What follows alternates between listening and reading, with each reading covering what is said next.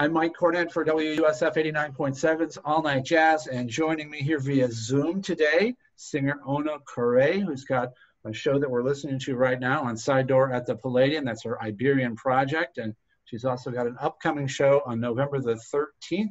Again, this is going to be at the Palladium, and you know they're doing the whole social distancing thing there, so it's an upstairs show. It should be really nice, and this is going to be about the Beatles. We'll talk about that too, but I want to welcome Ona Kirei to our little chat here. And how you doing? I'm doing very well. Thank you. It's so nice to see you. It's so nice to see anybody these days, right? So right. It is. Even though it's virtually, it's nice to see you too. Thank you.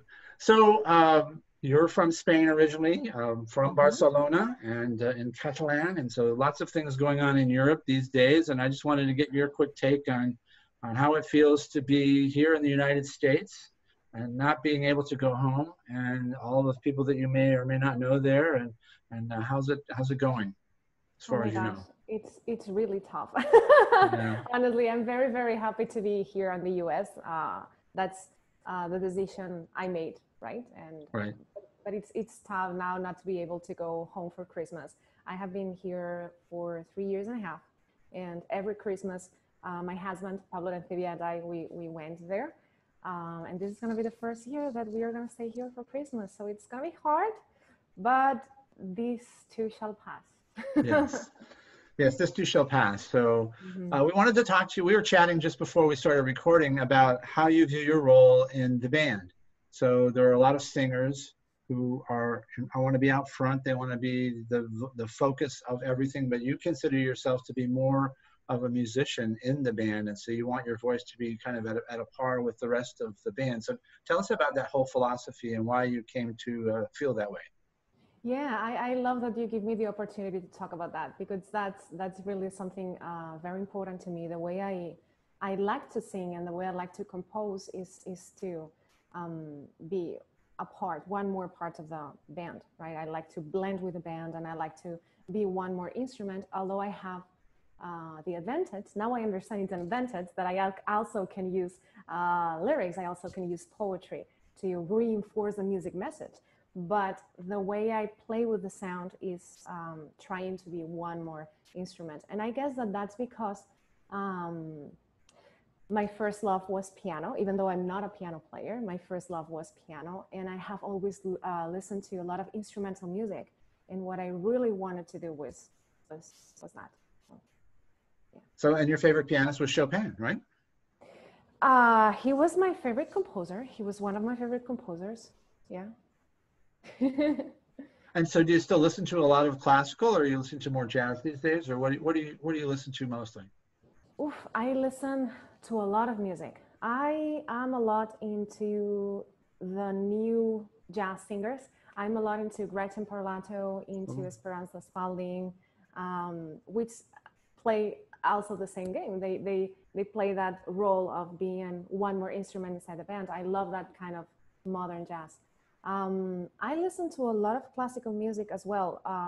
Chopin is something I always go back to. I listened a lot to Federico Mompou.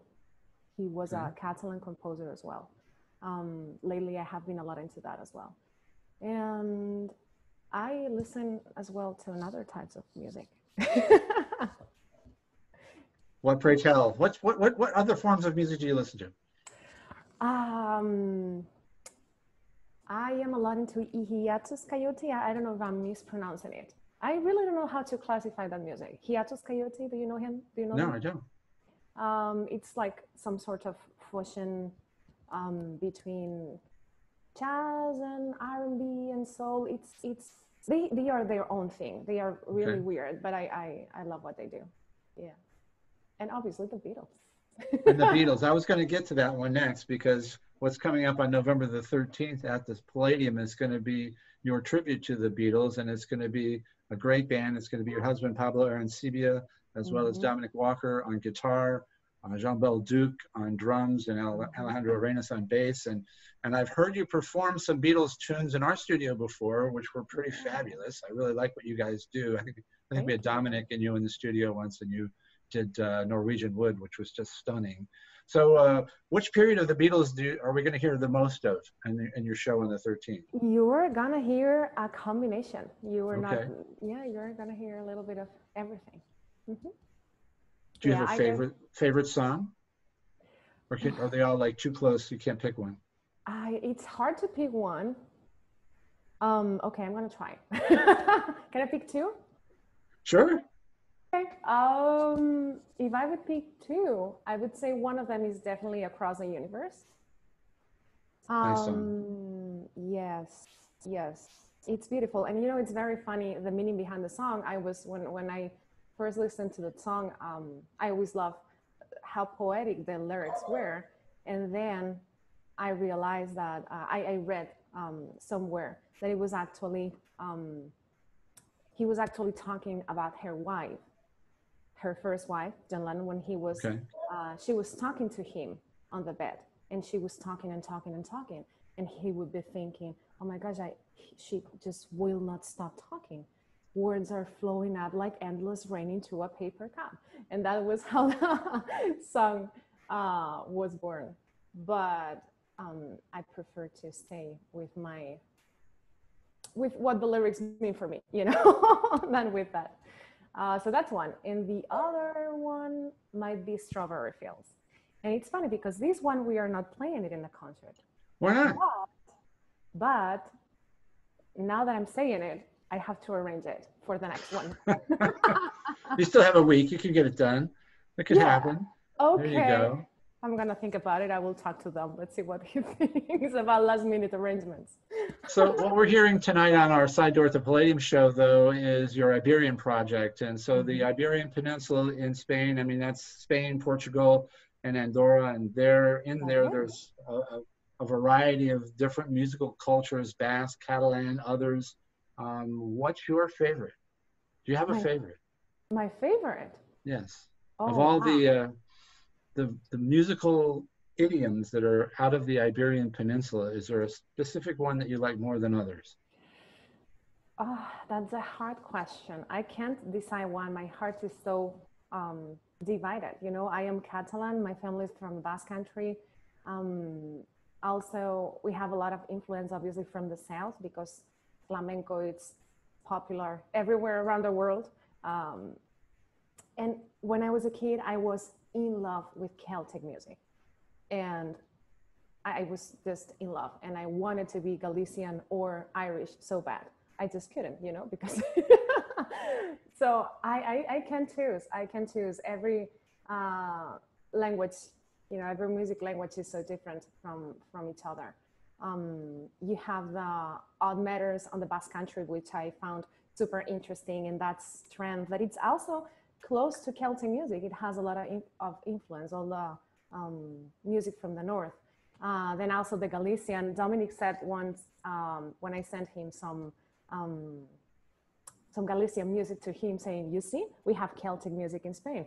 He was like, this is like Irish Celtic, but more passionate. So it's something like that. In Catalonia, we have a lot of influence from the classical song.